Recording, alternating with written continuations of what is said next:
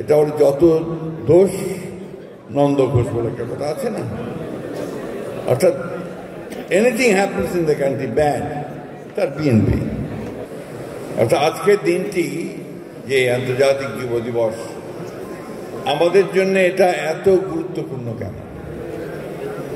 কারণ আমরা দীর্ঘ 15 বছর একটা ফ্যাসিস্টের বিরুদ্ধে লড়াই করে, সংগ্রাম করে একটা মুক্তি পেয়ে এখন এমন একটা জায়গায় পৌঁছেছি যেখানে আমাদের নতুন করে জাতি পুনর্গঠন করবার একটা সুযোগ এসেছে। কথাটা আবার আমি পুনরায় ব্যক্ত করতে চাই যে জাতি পুনর্গঠন, জাতি রাষ্ট্র পুনর্গঠন, এবং সেই পুনর্গঠন কোনো কিছু তৈরি করা, কোনো কিছুই কিন্তু সম্ভব হয় না আমার যদি জ্ঞান না থাকে। আমি তার জন্য যদি তৈরি না হই, আমি যদি সেই কাজটার জন্য উপযুক্ত না হই, তার উপযুক্ত জ্ঞান আমার না থাকে, ইটস এ সায়েন্স, এটা একটা বিজ্ঞান। এবং এটা আপনারা সবাই জানেন, আমরাও জানি যে বিজ্ঞান অতি দ্রুত সামনের দিকে এগিয়ে চলেছে।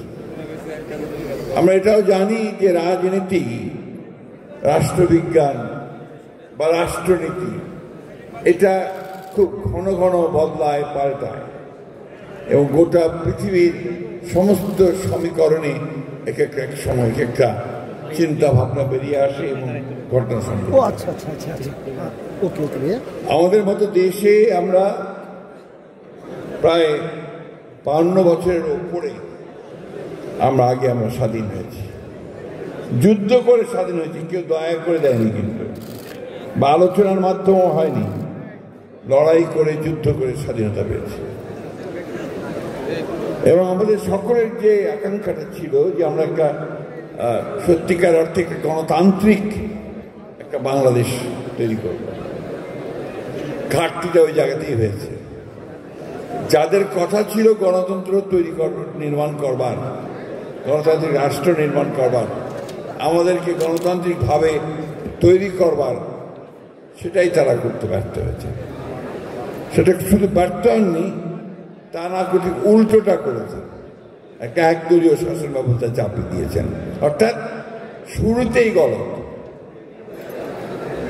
এবং যে কথাটা আমি সবসময় আমার কাছে মনে হয় যে বাংলাদেশে তো গণতন্ত্রের চর্চাই হয়নি ওই জিয়াউর রহমান সাহেবের কয়েকটা বছর ছাড়া। তাহলে গণতন্ত্রের চর্চা, গণতন্ত্রের শিক্ষা, গণতন্ত্র সম্পর্কে ধারণা, রাষ্ট্র কি, এগুলো আমাদের জানবো কি করে?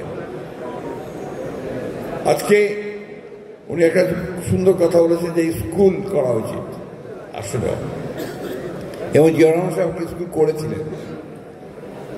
তিনি বিএনপির একটা স্কুল তৈরি করেছিলেন, সেই স্কুলে নেতাদেরকে, কর্মীদেরকে সেখানে কিন্তু প্রশিক্ষণ দেওয়া হতো। এবং যে কাজটা আমাদের ভারপ্রাপ্ত চেয়ারম্যান, যিনি এখন আমাদের সামনের দিকে নতুন করে স্বপ্ন দেখাচ্ছেন, নতুন করে বাংলাদেশ তৈরি করবার জন্য দিনরাত পরিশ্রম করছেন, তিনি যে কাজগুলো করবেন, সে কাজগুলো ইমপ্লিমেন্ট করবেন, যাদেরকে দিয়ে বাস্তবায়িত করবেন, তারা যদি শিক্ষিত না হয়, তারা যদি প্রশিক্ষিত না হয়, সেই কাজটা সম্পর্কে যদি ধারণা না থাকে, তাহলে সেই কাজটা তো হবে না। এটা তো বাস্তবতা, তাই না? তো সেই কারণেই আমি বক্তব্য না আবারই শুধু এইটুকু বলতে চাই যে আমরা একদিন যুদ্ধ করেছি, আরেকটা এখন যুদ্ধ হচ্ছে আমাদের নিজেদেরকে তৈরি করবার। খুব বিখ্যাত কবি, অল্প বয়সে যিনি মারা গেছেন, তার কবিতার একটা লাইন মনে বলতে চাই, পরের জন্য যুদ্ধ করেছি অনেক, এবার যুদ্ধ তোমার আর আমার জন্য। এই যুদ্ধ আমাদেরকে এখন করতে হবে, আমাদের জন্য, আমাদের নির্মাণ করার জন্য।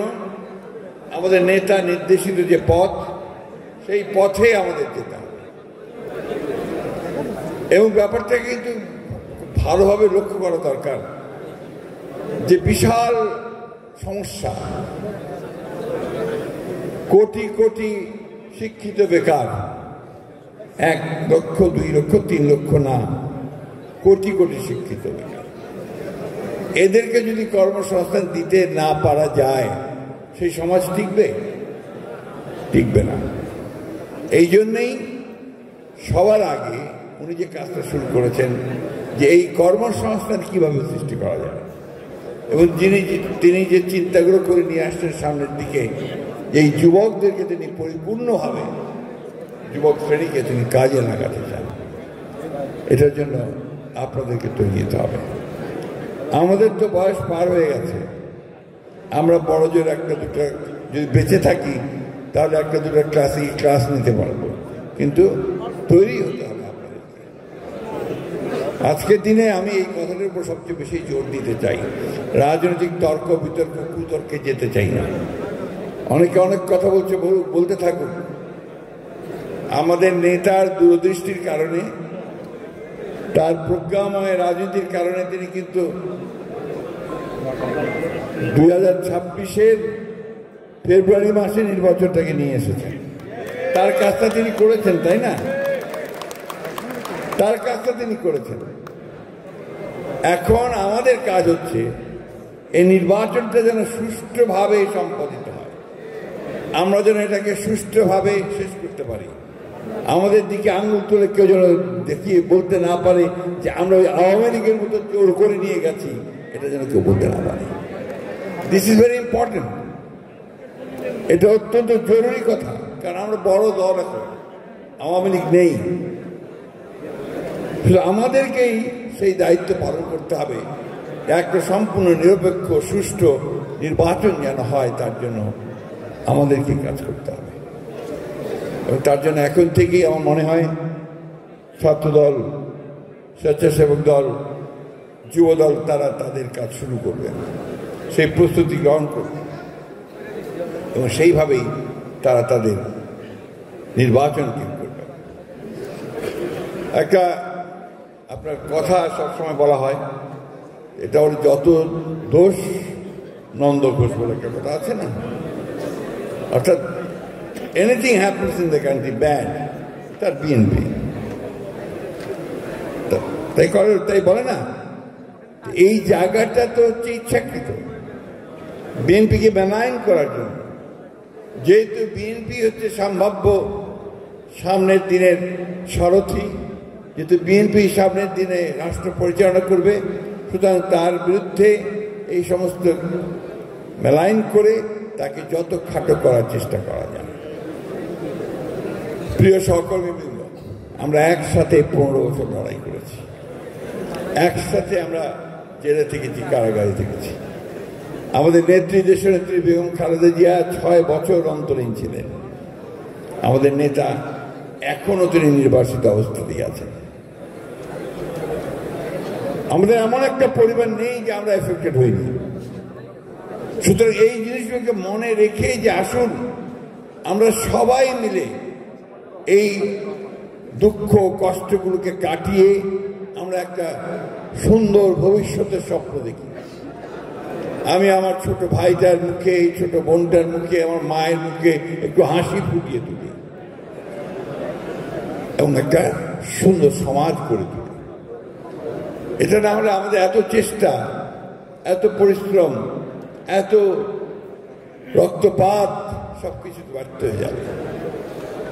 ওই মায়ের চোখের সামনে তো আমি দাঁড়াতে পারি না যখন সে বলে যে বাবা কি হলো, অথবা সেই আহত আমার ছোট ভাই সে যখন অন্ধ চোখে আহত হয়ে অন্ধ চোখে এখানে সে বলে আমার ভবিষ্যৎ কি, এর উত্তরটা আমাদের দিতে হবে। সরকারের দিকে আঙুল দেখিয়ে দিলে হবে না, আমরাও এর জন্য একইভাবে রেসপন্সিবল। তো আমাদেরকেও ওই কাজটা করার জন্য এখন থেকে তৈরি হতে হবে। আমরা যদি জনগণের মন জয় করতে পারি, তাদের যদি উইন ওভার করতে পারি, তাদের নির্বাচনে আমরা যদি আমাদের পক্ষে নিয়ে আসতে পারি, তাহলে আমাদের সরকার তার কর্মসভায় নেতৃত্ব যে গঠন করতে পারি, তারা ওনার যে স্বপ্ন, যে কাজগুলো উনি করছেন, আমাদের যে 31 দফা উনি করছেন, সে 31 দফা বাস্তবায়িত হলে আমরা তাদের মুখে হাসি ফোটাতে পারব। আমি বক্তব্য বাড়াবো না, সব শেষ করতে চাই। আসলে একটা যুবক শ্রেণী তারাই সবকিছু পাল্টে দিতে পারে, দিয়েছে বাংলাদেশ।